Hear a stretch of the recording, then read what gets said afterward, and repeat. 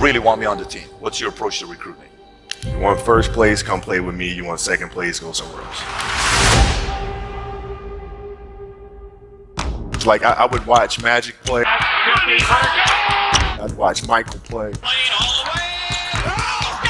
And I would see them do these unbelievable things, and I'd say, you know, can I get to that level? I don't know, but let's find out.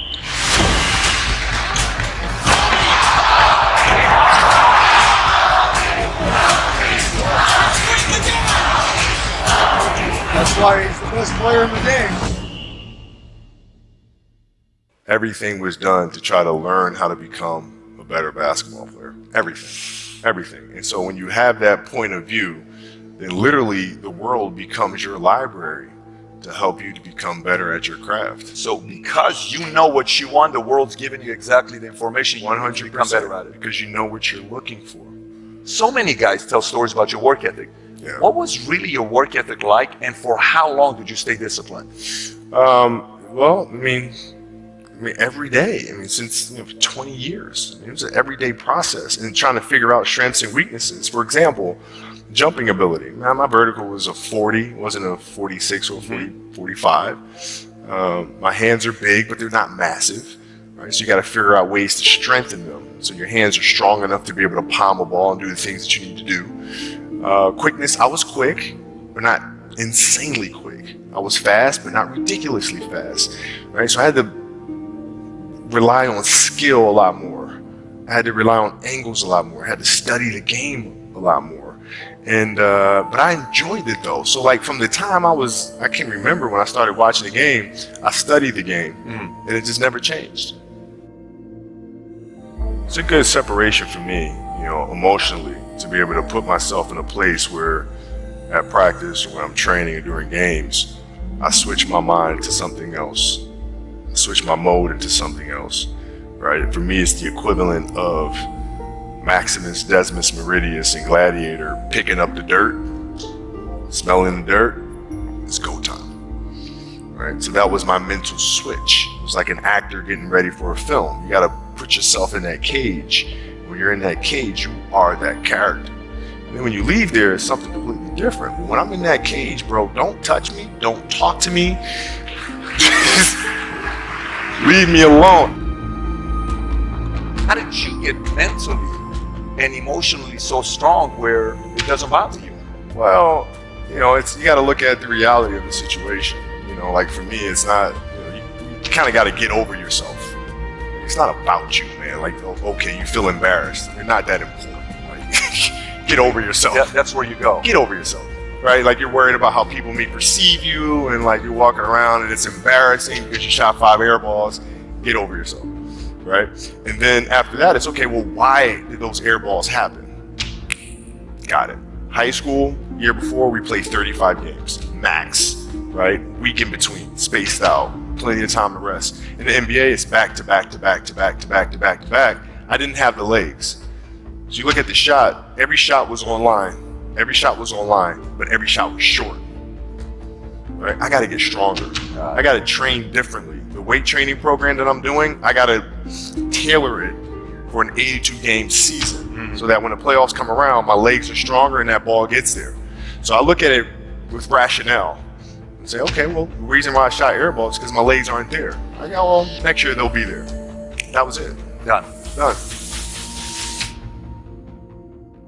Were there some names that you looked at and says, these 3 guys are as crazy as I am? I do. At the time, I deal with what I've referred to as Goat Mountain. I went to Goat Mountain and I talked to Magic, Michael, Bird, Keem Olajuwon, Jerry West, Oscar Robinson, Bill Russell. So I would talk to them. What did you do? What were your experiences? Michael in particular, he's become my big brother. He's been my big brother since I first came in the league. And what was that process like? So I went to them and started understanding the ins and outs of the game and how they approach things and their level of detail and obsessiveness. And that's what I did. The players that had that passion but weren't willing to commit their entire lives to doing that. right? It's a choice. Right? You have other things. You have family. You have all these other things that you have to do. The game can't really be your number one priority. And so I was looking at that like, man, this is gonna be fun. If I'm buddies with you from high school, if I'm a cousin of yours, what happened to our relationship? How did that gravitate when you went into the league and you're determined to become the greatest, or you're determined to become one of the greatest? What happens to our relationship? Well, it suffers. It does suffer. Oh yeah. Okay. Yeah. And you understood that. You were okay with that. Yeah. And the people that love you, like friends and family, like they know that about you. Got it. So they let you be you. And when you reconvene, you pick back up where you left off. But make no mistake about it, everything in between is lost, right? So those long-term relationships, the commitment of time of, taking like I see a lot of players take vacations with other players that are close friends, and they'll just take vacations just to take vacations, or just hang out just to hang out. Like I never did that. Why not though? Why didn't you do that? Well, because when I retire, I didn't want to have to say, I wish I would have done more. I don't want that. I don't want that. You got a lot of people paying their hard-earned money to come watch you perform. It's your job to be in shape. It's your job to be strong enough to perform at that level every single night. And as a competitor, I'm not ducking shit. Like, it's not, oh my God, my back hurts, I'm sore, we got to play Vince Carter and Toronto Raptors tonight. We actually had this happen. We had a game against Toronto in 2000, and Vince was tearing the league up. My back was jacked. Like, the perception of that, like, what? Kobe's missing the game against Toronto, Vince Carter, because my back was really spasming. But people will be like, what? Oh, he's ducking Vince. Excuse me? No, I don't think so. So I would be in the layup line like, okay, there's a lot of days where you can rest and recover. Today ain't one of them.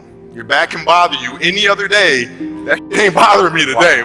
He gonna have to see me today. Yeah. Oh man. Yeah. If you're looking at a big investments you got to make, what is the decision-making process there? Do you call? Is there first you do your own research? You take this much time. You call an advisor. Is there a system you follow? It's pretty simple for me. It's do you understand the business? Is it a business that you can help in some form or fashion? What are the barriers of entry to that business? And then the entrepreneurs themselves, the company itself. Right? Do they have a culture that you believe is sustainable? Are these leaders people that you believe in? Are they people that are obsessives? And in turn, have they created a culture of obsessiveness? So I tend to look at those four factors, and that's it. That's big right there, by the way. I don't know if you guys caught that right there. That's pretty massive right there. Same determination. What's your current work schedule look like today? It's different because I personally am not writing every word of the novels. I am not animating the films. What I have to do now is make sure that the people that we bring in, these obsessives that we bring in, are challenging themselves to do the best job that they think they can do. That's what I'm there for, is for them to constantly look in the mirror and self-assess and challenge themselves. If we have a project and you're saying, okay, I can do that, that's not the project we want. The projects that say, I don't know if I can animate that. I don't know how to write that story.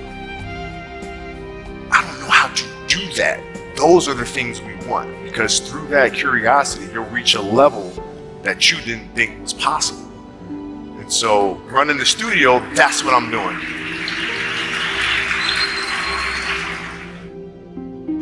You're playing against the Golden State Warriors. Score is 107-109. You guys are close to getting into the playoffs. You know exactly what happens in the game. You go up, you're about to take your shot, and then all of a sudden, boom, your Achilles happens, right? He went and hit the free throws, and then you walked off the stage. Yeah. You got the surgery done. Right? I went in the trainer's room. My kids are in there, and they're looking at you and stuff, and I'm looking at them, and I'm like, it's all right. Dad's gonna be all right. It'll be fine. It'll be all right. It'll be all right. It'll be all right. As a parent, you gotta set the example. You gotta set the example. This is another obstacle. This obstacle cannot define me. It's not going to cripple me. It's not going to be responsible for me stepping away for the game that I love. I'm going to step away on my own terms. And that's when the decision was made that, you know what?